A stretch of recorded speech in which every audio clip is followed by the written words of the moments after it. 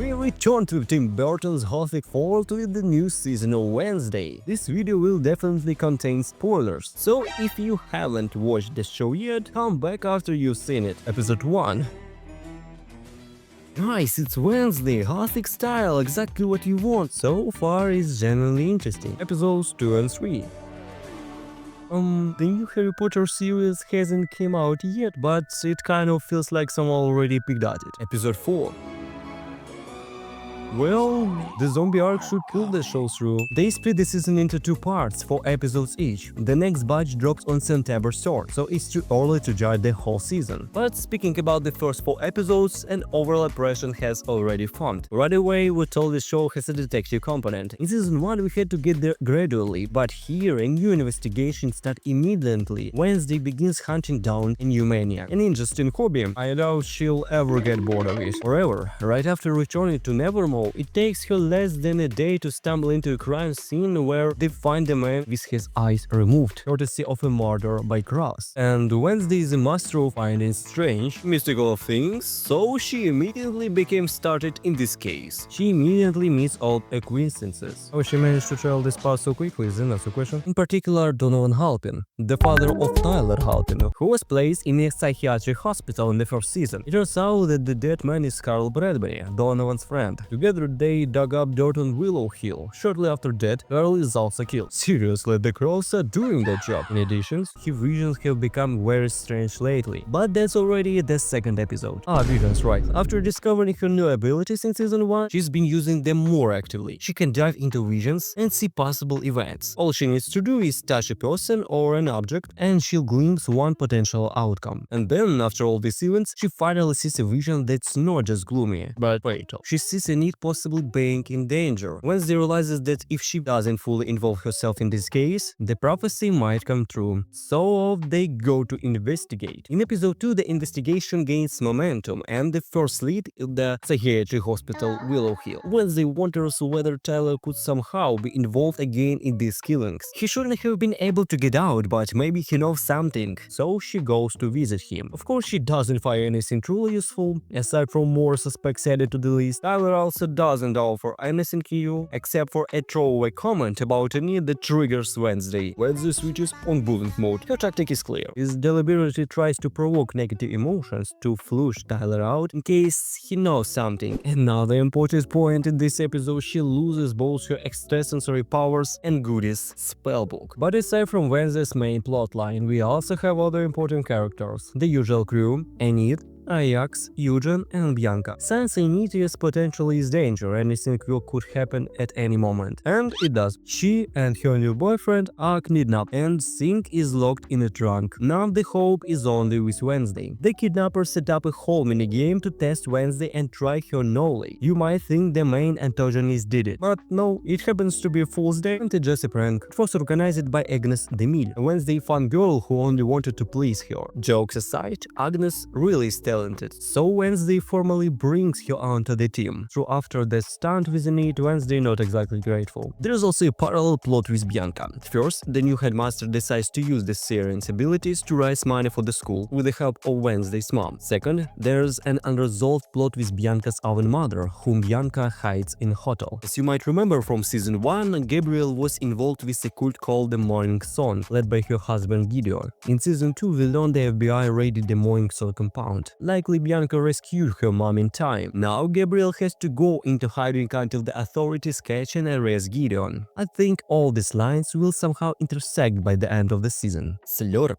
This character, who at first seemed like inconspicuous side characters, would actually turn out to be one of season 2 main antagonists. They even made a separate animated segment for him. That Burton-esque style really makes this season pop. You can never have too much gothic. Maybe you can, but then they'd have had to hire Johnny Depp too. Anyway, about the Joker Slurp, it's unclear what Paxley and Eugene were thinking. Keeping a zombie in the closet. Sure, feed him some honey, but you still should have told someone. The resurrection scene was cool though. I wouldn't be surprised if someone dies by the end of the season, but thanks to Paxley's OP ability, everyone gets resurrected and we have a happy ending. Noted, we'll find out in a month. It also got interesting when they met Think face to face, like they already knew each other. I think episode 4 set a solid pace and will let the season ramp up towards towards a satisfying resolution. It should turn out pretty good. At least that's the feeling since we've only seen how the season so far. About Goody's book, they think it's useful because it's currently the only thing that can restore Wendy's clairvoyant abilities. Mom won't give it back. She's afraid of a repeat of what happened with her sister Ophelia. Ophelia got so obsessed with mastering her extrasensory powers that she drove herself insane. Next came the hiking trip. Whether Wednesday wanted to go or not, the plot demanded it. After Wednesday accessed Galpin's phone and listened to the message, it turned out the evidence Bradbury had been collecting was a cabin in Pinecrest, literally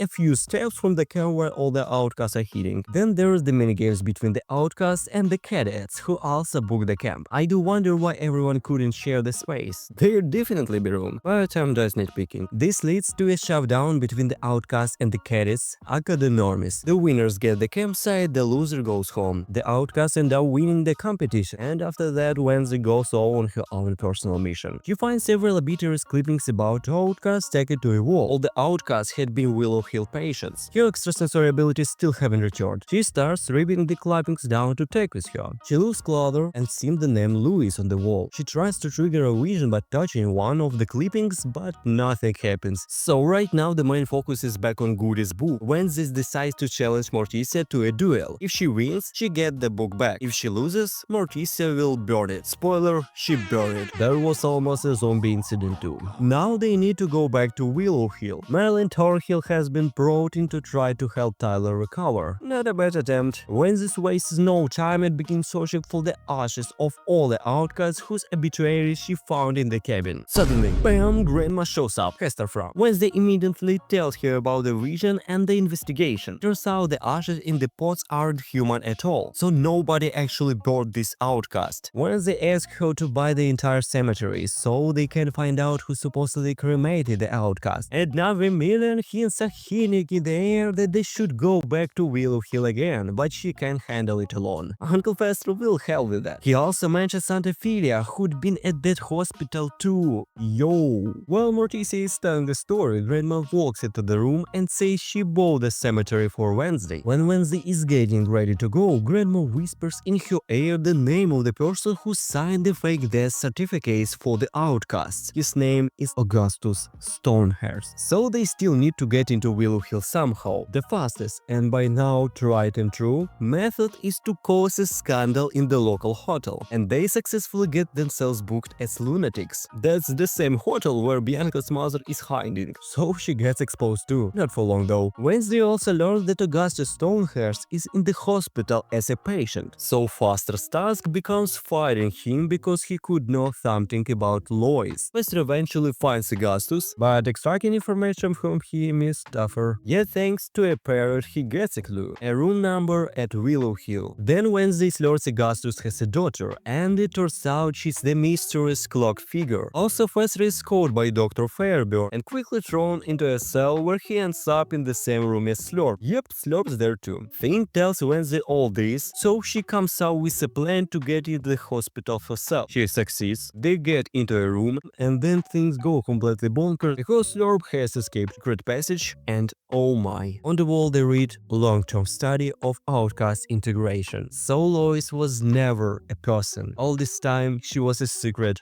program. Then Wednesday and Fester go down the stairs and fight several cells with the same missing outcast. Suddenly a crow flies by, and Wednesday and Fester turn to see the clock figure who has been stalking Wednesday. The figure finally reveals herself. Judy, the hospital administrator. And yes, she's Augustus's daughter and continues her father's legacy of experimenting on outcasts. She herself is part of the experiment. Once an ordinary normie, she now has abilities. Next, Uncle Foster realizes it's time to act. He launches a fireball, and thanks to a massive power surge, all the outcasts catch open. They take one of them with them, someone who doesn't seem very eager to escape. They try to move her to a safe place, but then they run into Tyler, who has also escaped, and then else. Out the window she goes. Wednesday falls and loses consequences. The police arrive and Tyler gets away. And that's the end of the first part of season 2. So to sum up part 1 of season 2, I'll say right away, the show continues to place fans and still leaves waiting more. It's definitely too early to judge the series overall, but the beginning is promising. Give credit where it's due. It didn't start off sluggishly. You do want to wait for the continuation. We just have to wait for Part 2 premiere September 3rd. Then we'll see whether Season 2 beats the first and whether Wednesdays will be able to stop the dark prophecy about Enid. If you like this video and you into this kind of gothic vibe, don't forget to subscribe to the channel, hit the like button and leave a comment. Your theories about where the plot goes next will be available. Thanks for watching, see you next time.